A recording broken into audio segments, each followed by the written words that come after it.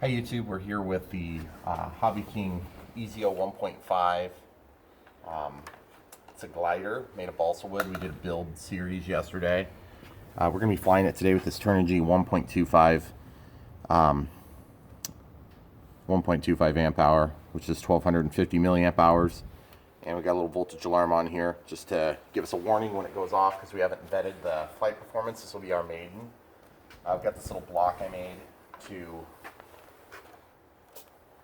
I'm going to let the stabilizer initiate, okay? You'll notice that it didn't have the higher pitch beep at the end. That's because the braking is off. If you watch the whole build series, you'll know essentially what this block is. That block helps us to keep the battery from banging into the front on a rough landing. It also helps us to CG out the plane so that it goes to the same spot every time. And you see we got a little bit of a nose down attitude. I'm going to show you two functions quick before we take off. We have flapper-ons and we have spoiler-ons. Okay, now normally on flaps I have them set to fast, like about 2 or 3 seconds. Well, on this I actually want it to be fast for the simple fact that I don't know if I'm going to have an angle of attack issue. This thing may get way out of attitude. So there's a little bit of wind coming toward us. Okay, everything feels good. And we'll go ahead and take off next. Okay, so one last test. Up, left, right, up, up. That's the stabilizer. And stabilizer off, on. Rudder, rudder, elevator, elevator, aileron, aileron. Okay, so everything's tested. We know that everything's going to be working. Expo's in the middle setting. We should be good to go. Okay, so chopping the throttle. Got a little bit of roll tendency. Try to see how this on there, huh? It's hard to see.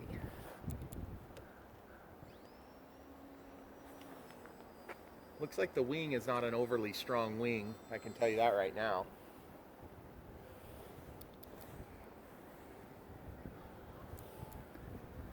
Okay.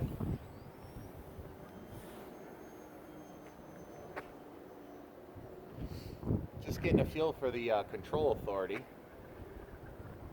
That's the stabilizer. Got a little too much roll stabilization. Got a lot of yaw control there. I'm just pointing into the wind there, guys, if you can't tell. I'm out of the throttle, obviously. There's my roll authority. It's kind of wonky. That polyhedral wing will give you a sort of a wonky effect.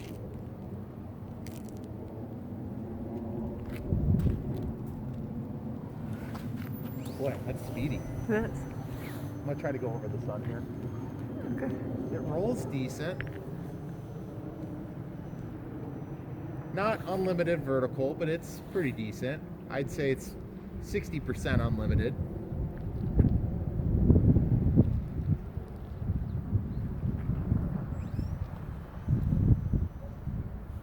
I wouldn't argue it's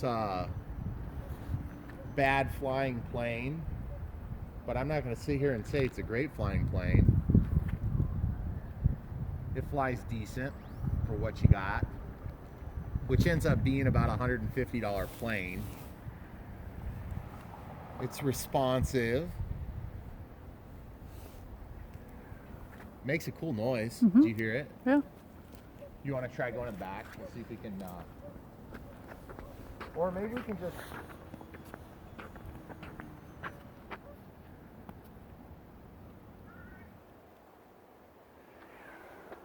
It sounds cool. Yeah, it does. Are you doing that good? Yeah. Hey now.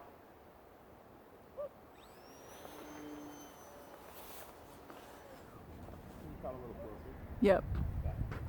So here's the flapper-on. Does good. Still decent roll authority. It's a little wonky.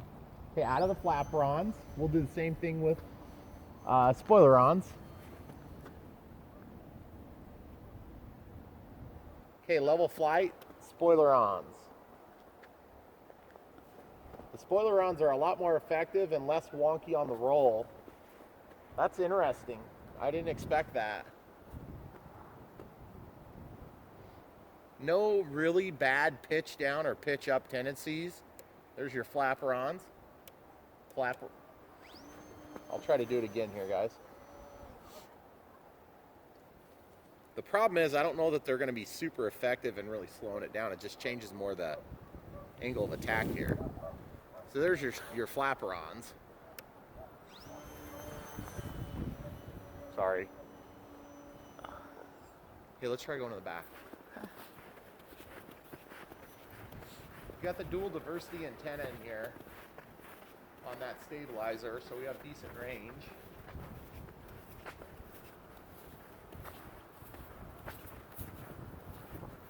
The glide ratio is surprisingly decent, but it's a light plane. It should have a good glide ratio.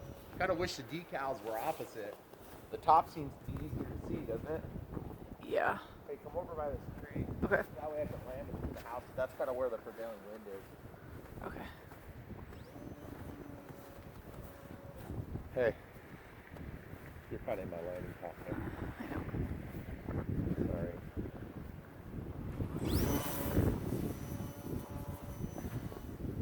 It's just one of these planes that likes to fly quick. Okay, spoilers deployed. Boy, it really slows it down, doesn't it? That's what the spoilers deployed. Which basically puts the ailerons up about 40% of the way on each side.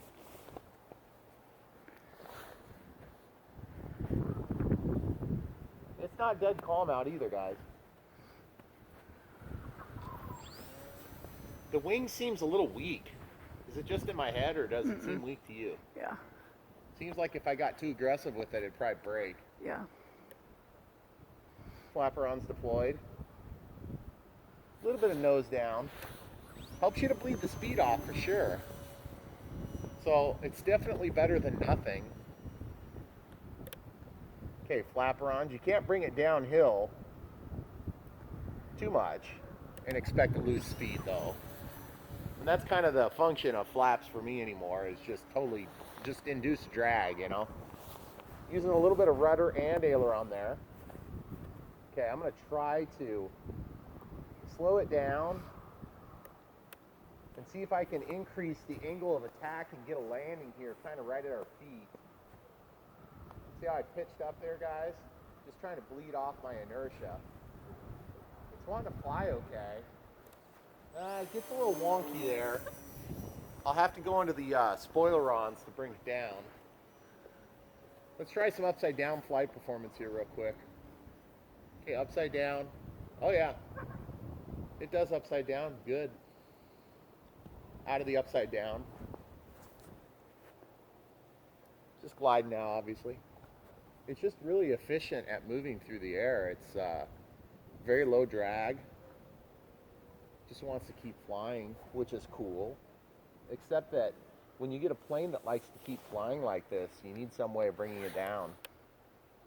So the funny thing is the spoilers seem to do a whole heck of a lot better job than the flapper-ons. You see that? See how much slower it is, guys? I've got those deployed since about the last. But then look how quick it's going, guys. It still took forever to get to the ground. Yep. You know, pause it? Yep. Okay. So, really, we'll have to de-ice this a little bit before we take back off. But that's our 8-minute timer, guys. And final thoughts before we go in. For what you got into it, it's a small, semi-portable plane that does all right. I think that on a slope, packing this, you know, putting it in a backpack and carrying it in would be really cool. Is this going to be my replacement for the ASH-26? Yeah, not going to happen.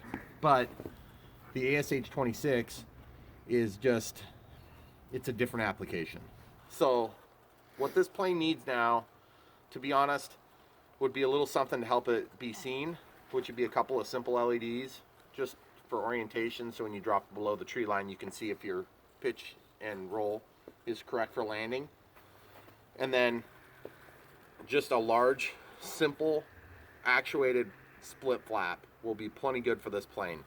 And between that and the spoiler-ons, this thing will have a really good curl effect. And so you'll be able to basically land it in your hand if you're good enough. So, but for now, if you really like it, go get one. But for 125 bucks or 130 bucks or whatever it is, the ASW 28 2.56 or 5.4 meter by Volantex is a lot better plane. So, but this is small, and so it's a different application, and that being understood, it's not a bad value. It's just maybe not my favorite flying plane. Or if you want a plane this size and you don't mind building it, there's a Sunbird 1.6 meter kit that you can get too. And I prefer the looks of it quite a bit better. But you do have to build it. You have to cover it. It's a lot more work, but you'll know what you're getting. This is not a bad plane. It's just maybe not my favorite, which is, that's these polyhedral wings. They pretty much always kind of put me in that boat, because they always fly a little bit wonky. It reminds me of the Tower Hobbies BL, whatever it's called. So, but I mean, if you're into that sort of thing, if you want a thermal with this thing, you may be able to thermal. You have to use a smaller pack, and you may have to change and put some ballast up here. So, smaller pack kind of goes out the window. Anyway, thanks a lot, guys, for watching. I'm glad you went through the build process with me. It is still a cheap plane if you decide to buy it. Follow the links below in the description. Help support our channel if you'd like. Appreciate you being here with us. Thanks for watching.